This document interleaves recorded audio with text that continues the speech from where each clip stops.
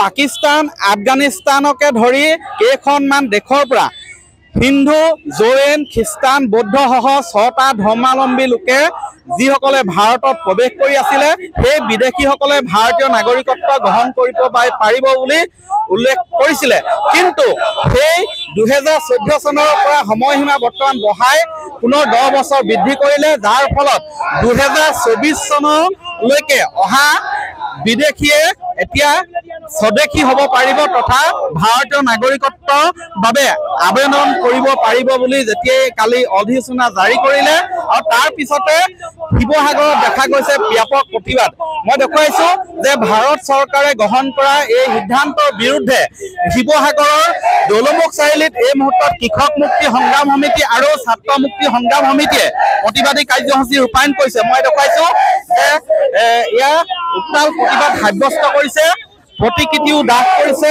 মই দেখুৱাইছো এয়া মানৱ কোঁৱৰ আছে মই প্ৰথমে তেওঁ ভাষ্য ল'ম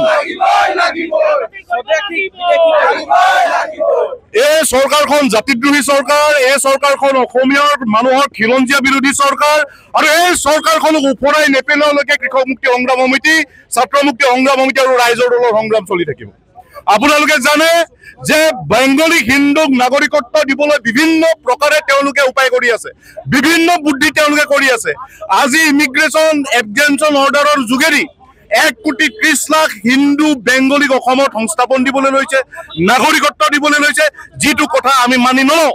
আজি তেওঁলোকে যদি আহি আমাৰ ইয়াত বিধায়ক হয় আমাৰ ইয়াত মুখ্যমন্ত্ৰী হয় আমাৰ ইয়াত সাংসদ হয় তেতিয়াহ'লে আমাৰ অধিকাৰ ক'ত থাকিব আমাৰ চাকৰি ক'ত থাকিব আমাৰ মাটি ক'ত থাকিব আমাৰ জাতি ক'ত থাকিব আমাৰ সংস্কৃতি ক'ত থাকিব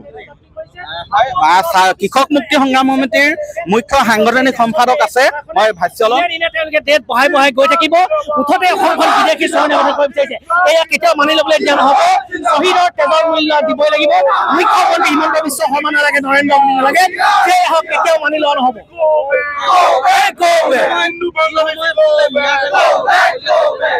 আপোনালোকে দেখিছে মুখ্যমন্ত্ৰী হিমন্ত বিশ্ব শৰ্মাই অসমৰ দল সংগঠনবোৰক ন্যায় খেদাৰ নামত সকলোক ব্যস্ত কৰি তেওঁলোকে বিদেশী চৰণীয়া কথা কৰিব বিচাৰিছে আপোনালোকে দেখিছে সকলো দল সংগঠনে 71 চনৰ 24 মাৰ্চলৈকে অহা বিদেশীক আমি আদৰি লৈছো কিন্তু কিয় আকৌ আহিলে 2014 চনৰ 31 ডিচেম্বৰ আজি আকৌ কালি আকৌ ওলাইছে 24 চনৰ 31 ডিচেম্বৰ সকলো বিদেশী তেওঁলোকে আদৰি লৈ বিচাৰিছে এয়া কেতিয়াও মানি লোৱা নহ'ব অসমৰ জনতাক আহ্বান জনাইছো দল সংগঠনক আহ্বান জনাইছো হিন্দু মুছলিমৰ ৰাজনীতি এৰা অসমত বিদেশী নালাগে এইটো সমস্যাৰে চৰিয়ে জনাই দিয়া আচলতে 2014 চনলৈকে যিসকল আছে ভাৰতত ইতিমধ্যে অবৈধভাৱে প্ৰৱেশ কৰিছে তেওঁলোককো নাগৰিকত্ব ভাৰতীয় নাগৰিকত্ব প্ৰদান কৰিব নালাগে বুলি পূৰ্বৰে পৰা বিভিন্ন জাতীয় দল সংগঠন জনগোষ্ঠীয় সংগঠনসমূহে দাবী জনাই আহিছে কিন্তু সেই দাবী পূৰণ কৰাটো দূৰৰে কথা বৰ্তমান আৰু 10 বছৰ সময়সীমা বৃদ্ধি বঢ়াই দিলে অৰ্থাৎ 2024 চনলৈকে যিসকল অসমত প্ৰৱেশ কৰিছে বিদেশীয়ে যিসকল প্ৰৱেশ কৰিছে যিসকলৰ ধৰ্মত হিন্দু খ্ৰীষ্টান বা বৌদ্ধ এই সকল ধৰ্মাৱলম্বী লোক তেওঁলোকে ভাৰতীয় নাগৰিকত্ব গ্ৰহণ কৰিব পাৰিব বুলি অধিসূচনা জাৰি কৰাৰ পিছতে এইবাৰ শিৱসাগৰতো উত্তাল প্ৰতিবাদ সাব্যস্ত কৰিছে কৃষক মুক্তি আৰু ছাত্ৰ মুক্তি সংগ্ৰাম সমিতিয়ে আপুনি বিচৰা বাতৰি পাব কেৱল নিউজ 18 এপত নিউজ 18 এপ ডাউনলোড কৰিবলৈ স্ক্যান কৰক এই QR কোড গুগল প্লে ষ্টৰতো পাব এই নিউজ 18 এপ